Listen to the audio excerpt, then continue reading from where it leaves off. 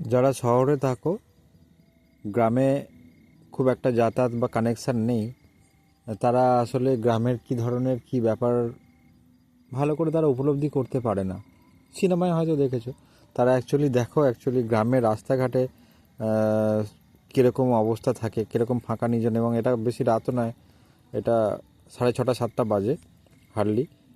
রাস্তায় তোমরা অনেক কিছু দেখতেও পাবে, তোমরা ওয়েট করো। আমি জাস্ট বাইকটা স্টার্ট করে এগোতে থাকি। আমি অনেকটাই, প্রায় এটা 35 কিলোমিটারের মতো যাতায়াত করি এই রাস্তা দিয়ে প্রত্যেক দিনই। তো আমার মনে হলো যে একদিন ভিডিও করি, তো ওয়েট করো তোমরা।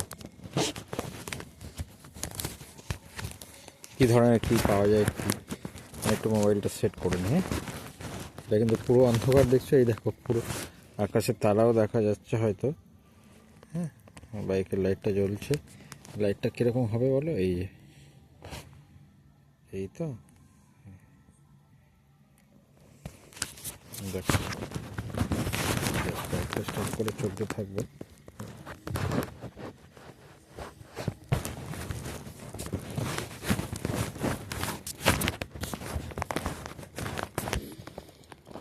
জয়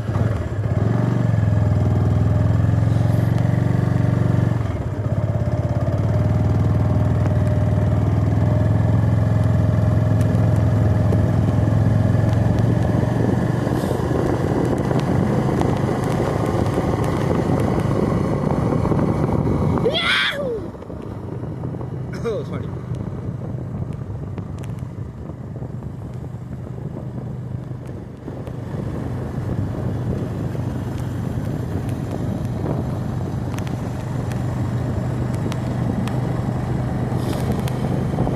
অ্যাকচুয়ালি আমার খুব মজা হয়, আমি বেশ আনন্দ সঙ্গে যাতায়াত করি।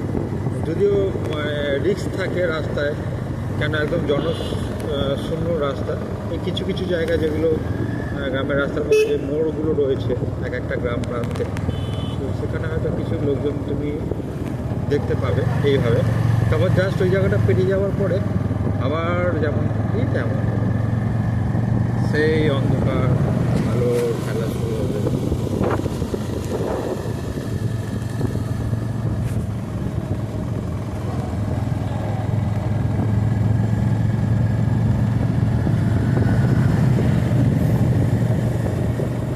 আজকের 27 তারিখ, 25 তারিখ তো 25 ডিসেম্বর ছিল। এই জায়গাগুলো বেশ আদিবাসী তথা আমাদের দেশের বেশিরভাগটা বলা যায় আদিবাসী সম্প্রদায় যারা, তারা কিন্তু কনভার্টেড খ্রিস্টান। হ্যাঁ, তো সেই জন্য বেশ কিছু আদিবাসী এরিয়াতে এই ধরনের দেখতে পাবেন যে লাইটিং দেওয়া হয়, যেমন আমাদের পুজো উৎসবে হয়। তো এটা একটা আদিবাসী পাড়া। আসলে এই জায়গাটা হচ্ছে মুর্শিদাবাদেরই একটা জায়গা। আমি আজকের আজিমগঞ্জ থেকে যাচ্ছি সাগরদিঘিতেই থাকবো। আজিমগঞ্জ হচ্ছে একটা জংশন, তোমরা হয়তো কম বেশি নাম শুনে থাকবে জিয়াগঞ্জ। জিয়াগঞ্জটা এই জন্য নাম শুনলে থাকবে, তার কারণ হচ্ছে অরিজিৎ সিং আমাদের একজন গর্বের বলা যায়, বা আমাদের আইকন একজন। তার স্বভাব, তার নীতি, তো তার বাড়ি হচ্ছে জিয়াগঞ্জ, এবং সে জায়গাকে নিয়ে গর্ব করে সবসময়, যেটা অন্য সেলিব্রিটিরা করে না জেনারেলি তাদের জায়গা আর কি। তো যাই হোক, তোমরা দেখতে পাচ্ছ, তোমরা জানো এটা অ্যাকচুয়ালি মুর্শিদাবাদ, আজিমগঞ্জ বা জঙ্গিপুর বা এই যে এরিয়াগুলো, এগুলো একদম জঙ্গিপুর না, আজিমগঞ্জ, সেটা একদম নিয়ারেস্ট হচ্ছে আর তোমার হাজারদুয়ারির কাছেই। এটা অ্যাকচুয়ালি ভাগীরথী নদী, কিছুটা দূরবর্তী গিয়ে ওটা পদ্মা নদীর সঙ্গে মিলিত হয়েছে এবং পাশেই বাংলাদেশ। তো সেটাও তোমরা এই ভিডিওগুলো দেখতে পাবে, আমার চ্যানেলেই রয়েছে, অনেক ভিডিও রয়েছে সেই নদী। দেখো, এটাও একটা আদিবাসী পাড়া। এই জায়গাটাকে তোমরা ভালো করে নোটিস করো, এই জায়গাটা দেখো।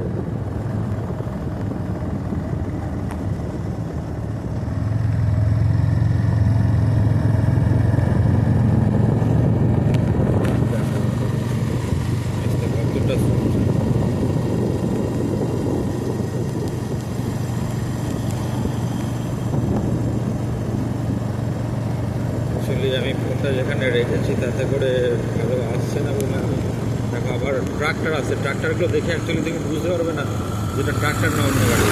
কাছে এলেই বুঝতে পারবে ওটা ট্রাক্টর। কেন একটা জিনিস আমার মনে হয়েছে, এই ট্রাক্টর কোম্পানিগুলো যে লাইট যেটা ব্যবহার করেছে বা লাইটের যে পজিশানটা, সবথেকে বড় কথা লাইটের পজিশানগুলো একদম ফ্রন্টের ঠিক মিডিল পজিশানে। লাইট অ্যাকচুয়ালি হওয়া উচিত সাইডে। কেন সাইডে? তার কারণ হচ্ছে তাহলে অপোজিট সাইড থেকে রাতে যখন গাড়ি আসে তারা বুঝতে পারে না মাঝখানে গাড়িটার চওড়া কতটা, কেন মাঝখানের পজিশনে লাইটটা রয়েছে, গাড়ির আন্দাজ করা যায় না কতটা জায়গা নিয়ে আছে। হ্যাঁ, যেমন বাইকের ক্ষেত্রে একটা লাইট বোঝা যায় যে হ্যাঁ এটা বাইক, কিন্তু ওই পজিশনে যদি একটা ট্রাক্টর হয় তখন তুমি কী করে বুঝবে? তো এটা অনেক সময় অনেক দুর্ঘটনাও হয় গ্রামের মধ্যে এই ট্রাক্টরের কারণে। আর ট্রাক্টর যারা চালায় বুঝতেই পারছো, তারা সবাই তো আর খুব নিয়মনীতি মেনে জেনারেলি চালায় এরকমটা তো নয়। তো হয়ে যায় অনেক সময়, বিশেষ করে যারা একটু কম বয়সী ছেলে ছোকরা তারা উল্টোপাল্টাভাবেই গাড়িটা চালায় এবং নানা রকম দুর্ঘটনা হয়েছে আমার জানাশোনার মধ্যে হয়েছে। আমিও একদিন এরকম ধরনের দুর্ঘটনার মধ্যে পড়তে পড়তে বেঁচে গেছি আর কি। তো এই একইভাবে ট্রাক্টরের লাইন, তারপরে বুঝে গেছি যে এই ধরনের লাইট মানে ট্রাক্টরের দিন দায়ী। দেখো কতটা অন্ধকার দেখছো, দেখো তোমার যদি ডান দিক বাঁ দিক দেখায় কিচ্ছু বুঝতে পারবে না। হ্যাঁ জি,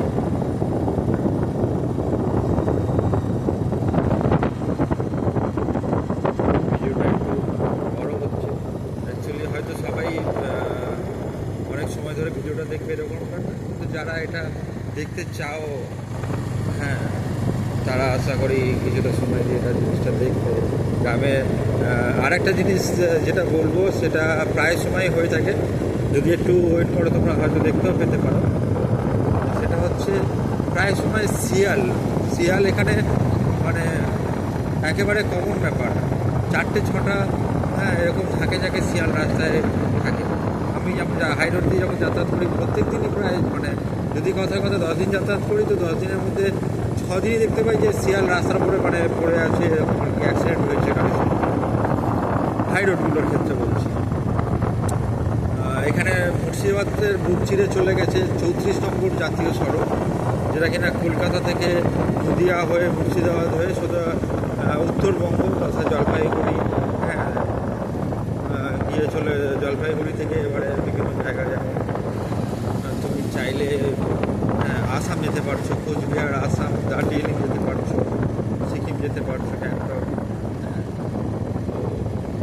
এটা হচ্ছে বিষয়, এটা একটা আদিবাসী পার্ক।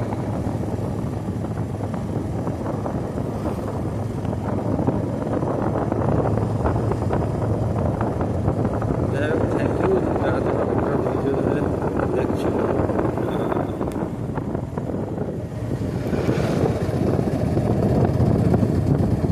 একটু রিস্ক থেকে যাচ্ছে, আমি মনে হয় ভিডিওটা এখানে এন্ড করে দেবো, কেন সামনেই একটা জংশন রয়েছে, মানে রেল লাইন আছে, ওখানে একটুখানি সমস্যা হতে পারে।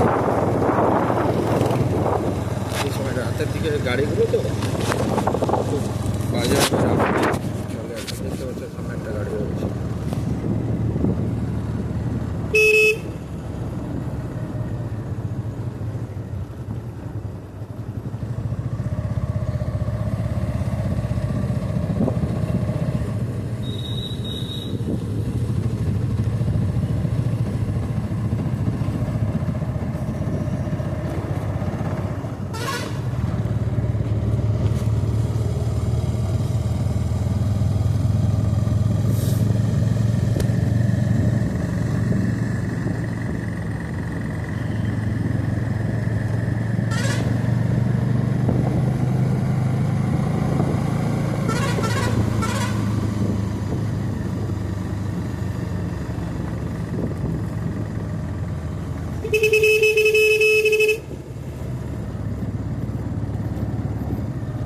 অ্যাকচুয়ালি রেল লাইনটা সামনে সাগরদিঘি স্টেশন, রাস্তা চলে গেছে সোজাসুজি আজিমগঞ্জ হয়ে কলকাতার দিকে, মানে এটা যাবে সালার হ্যাঁ সালার কাটোয়া এইগুলো হয়ে সোজা কলকাতার দিকে ঢুকে গেছে এই লাইনটা।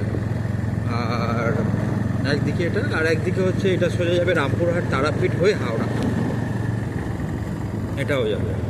এটা রামপুরহাট জংশনে গিয়ে রাস্তাটা ওখানে ক্রস করছে। তারপর ওই রাস্তাটা ওইদিকে একদিকে চলে গেছে আর একদিকে নর্থ বেঙ্গলের দিকে চলে গেছে।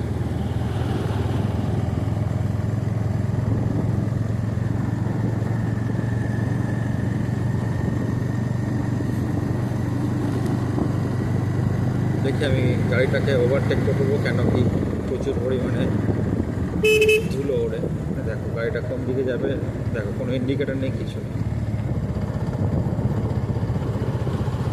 ইন্ডিকেটার দিন দাদা, কি করছেন এসব?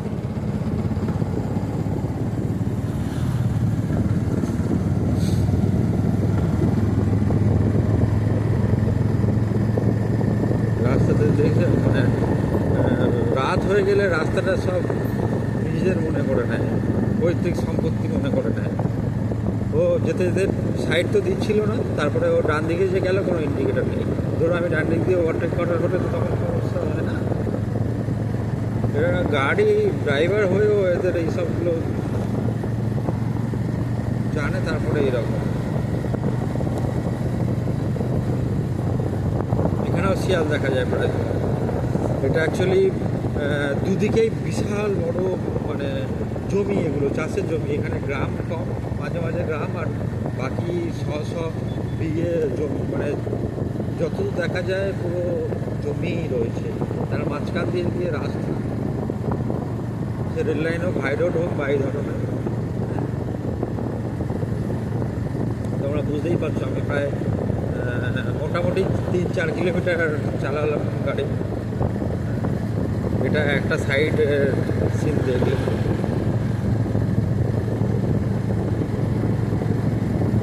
দেখো কলকাতার রাস্তা আর এখানে রাস্তা। তোমরা একটু ওয়েট করো, তোমাদেরকে একটা জংশন দেখাচ্ছি। দেখো রেলগেট জংশন, এখানে মানুষ হ্যাঁ তো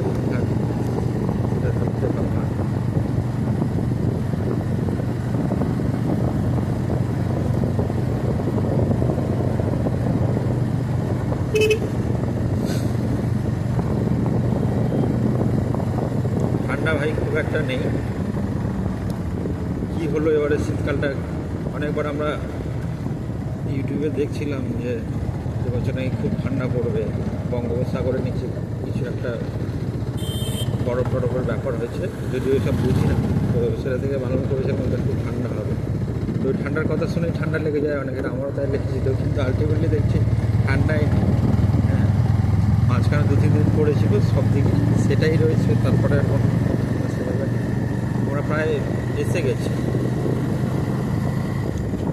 তোমরা সিগন্যাল দেখতে পাচ্ছ, সামনে একটা সবুজ রঙের সিগন্যাল রয়েছে, ওটা আসলে ট্রেন লাইন। আর পাশে রাস্তা, গাড়ি টাড়ি দাঁড়িয়ে রয়েছে, দাঁড়িয়ে সিগন্যাল। আর এখান দিয়ে ক্রস করবো, এখানে দেখতে হবে। এটা একটা মার্কেট প্লেস, সাগর দিঘিরই বাজার এটা অ্যাকচুয়ালি। দেখো বাজার কিরকম ফাঁকা ফাঁকা দেখো, দেখলে তোমরা হাসবে যারা বিশেষ করে শহরে থাকো, জমজমাট জায়গায়। এই 2-4 জন ধরে ঘুরে কাটাচ্ছে।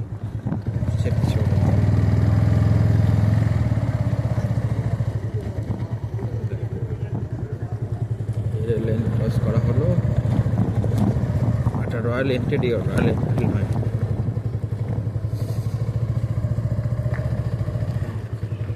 মার্কেট। একদিকে মার্কেট, সবজি মার্কেট, একদিকে জামা কাপড়, টুকটাক হোটেল।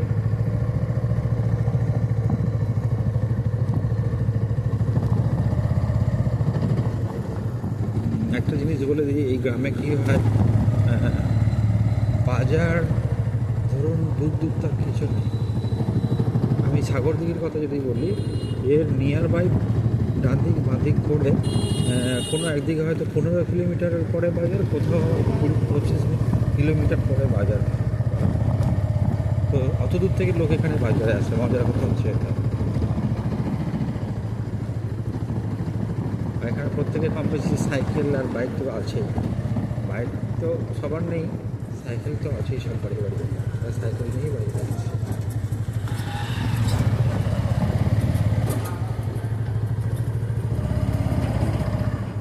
একটু যখন ওয়েট করেইছ,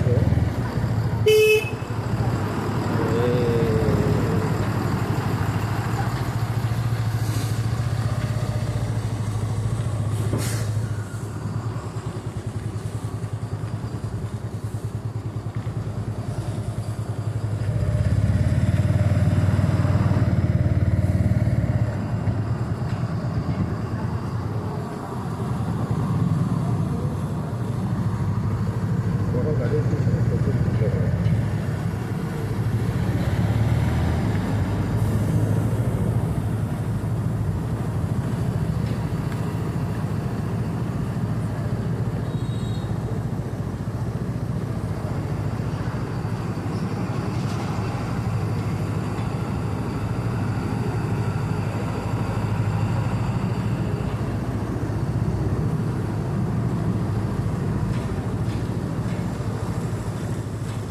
দিকে থানা আর ডান দিকে হসপিটাল।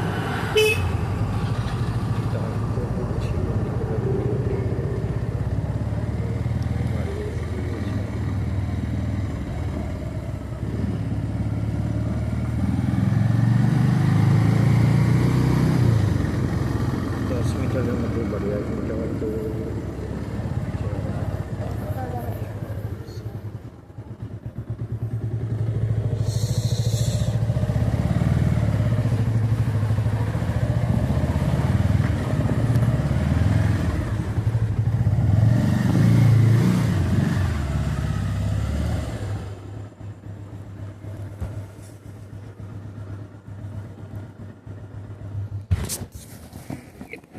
গাড়িটা একেবারে ঢুকে